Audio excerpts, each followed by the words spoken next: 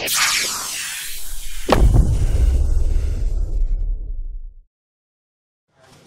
hugged Chuck, and you had some nice things to say about it. So is it safe to say that you feel good, you buried the hatchet, and you move on with Chuck Liddell now? Yeah, I buried the hatchet with Chuck, 100%. You guys gotta understand, I'm a loyal person. I love my friends. I'm an Aquarius to the T. You guys read horoscopes or so forth, read what an Aquarius is. I am exactly that person. I will fight for every one of my friends. I will honor with every one of my friends. I keep my word on everything I have. There's two things I'll have for the rest of my life: my name and my word. I'll never tarnish my name, and I'll never not keep my word. And with Chuck, he was my bro. He was my homie. He was my friend. Like I say, I used to let him stay at my house. We traveled to Japan. We traveled to England. I mean, I thought he was my friend, but I understand that money gets in the way of people's eyes of what they truly think about, and that's the evil of all humans, I think, is money. And I guess we sat in the middle of that cage that night, or tonight, and I said, it's cool, it's over. I'm done. If he doesn't want to be done, then maybe we'll give him an opportunity. Yeah. One more? One more? Tito, are you back, or were you just here to scratch the itch? And if so, who do you want to fight next? There's no one out there to fight. This Chuck Liddell thing was the biggest thing that I've been on my mind. There's no one that will bring me out. Nobody. I'm done. I want to focus on great stuff. I mean, I still got my head on my shoulders. I could actually be a great businessman. Let me focus on the right things and not focus on a million things, because then I get kind of disillusioned with what I need to do right. You know, being a father's number one. Being a businessman could be number two. Being a fighter, I did it for 21 years. I'm willing to walk away. People always want to say, Tito, one more fight. Just when you think you got out of it, she'll suck you right back in. I don't want that to happen. It's nice to walk and talk and be able to touch my feet and be able to throw a football with my kids if I need to, or a baseball, or wrestle around with them. You know, when my son says, Dad, I don't want you to fight anymore. Maybe I listen to my kids. They want Dad back. Where it's not about the camp anymore. 18 weeks is a long time.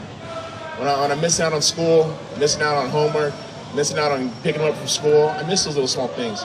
But I think if I get into the business stuff, I'm able to juggle both of those jobs together. And of course, with my great partner, Amber, she helps me out like no other. What will you miss most about fighting? What's that? What will you miss most about fighting?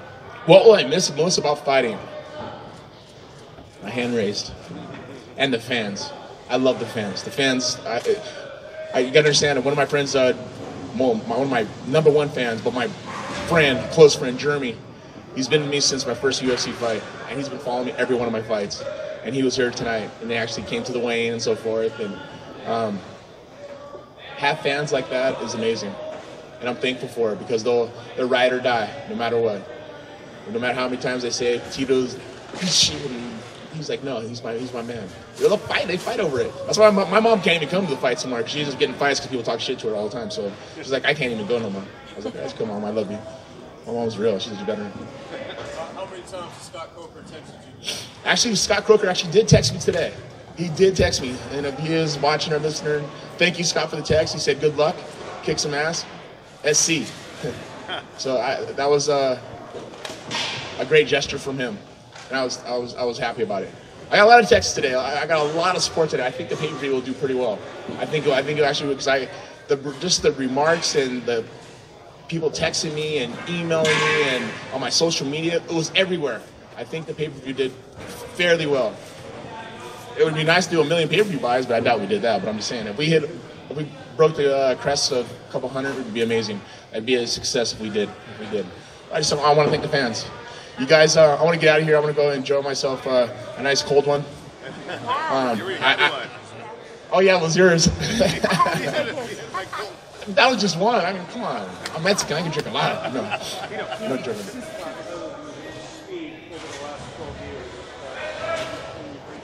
So what was the difference? I think my maturity. I matured a lot. I matured a lot as a person. I matured a lot as a father. I matured a lot as a fighter. My confidence, of course, coming off of a choke from Chael Sonnen. My life, living in a positive environment. I went through 7 years of hell trying to fix somebody, and it took me almost 7 months of therapy with my therapist to come to realize that I can't save my mom. And he said, you know what, Tito, stop trying to save your mom. Go find someone to save you. And I did with Amber. As a fighter, you gotta have a solid home. You gotta have a solid person who has your back. Not coming home to someone saying that, oh, you're a piece of shit dad, you're a piece of shit fighter. When someone says you're a piece of shit for such a long time, you start believing it. And I will not live in a negative life like that ever again. I won't let my kids live in a negative life like that ever again. And I hope no one else can ever live in that type of lifestyle. I hope they're able to look in the mirror and realize that it's not them, it's the person that they're with to make the difference. And that's what made me a different person.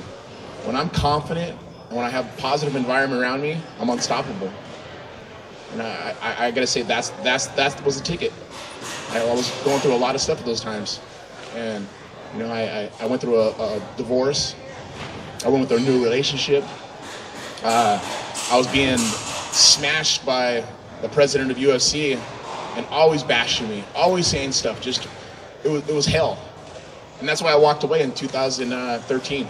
That was the reason I walked away from UFC, because I couldn't handle it anymore. But now that I'm graced and respected and honored the way I am with Golden Boy, I think other fighters will see that and they would like to do the same thing too. Where they're able to have their own sponsorships.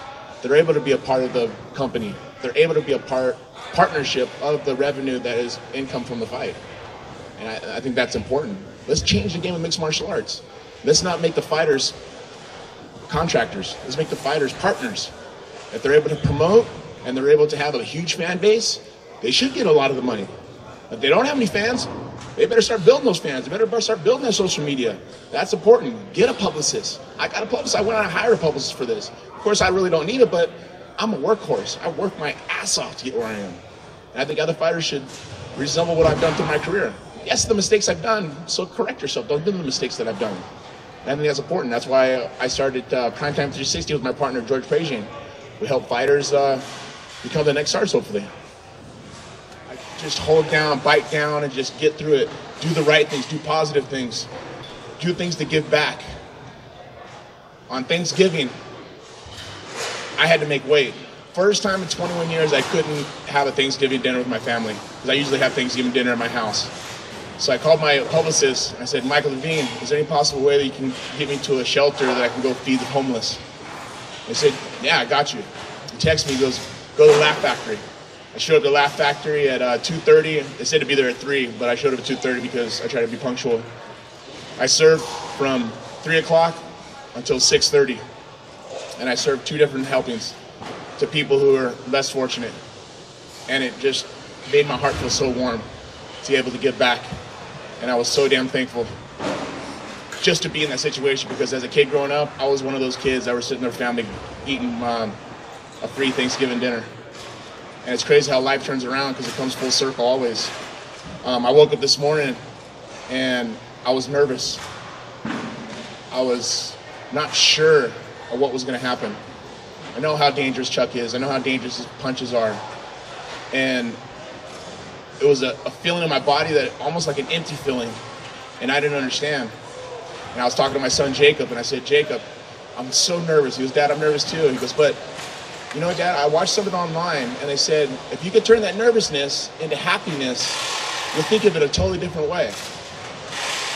When he said that to me, and this is a 16-year-old kid who's telling me this, my son, and he turned that nervousness into happiness, and from that point out on, I knew I was going to win this fight. Yes, the hard work I put in for 18 weeks, but to have the support and everything that just turned around. When I was cutting weight yesterday at my hotel, I come out of cutting weight, and all of a sudden the Notre Dame comes walking out, the college football team. And I was like, Notre Dame, wow, that's pretty damn cool. As a kid growing up, I always watched it, and I have Irish in myself, and I was like, cool if I take a picture with you guys. And I was like, the luck of the Irish, the fighter in Irish. Is this all like meant to be? Am I meant to be sitting right here with my hand raised knowing that I beat Chuck Liddell finally? He came out saying he's going to knock me out in the first round. Oops. I didn't mean to mess up his night, because I knocked his ass out in the first round, excuse me. I want to thank everybody for supporting me, all my fans, everybody who believed in me, and all the ones who didn't believe in me. Take the hatred out of your heart, because at the end of the day, we all should be happy. Golden Boy, Jerry, Oscar, if you're watching, thank you so much. You guys have witnessed the beginning of something great, something new to give back to the fighters, and that's Golden Boy MMA. Thank you, guys.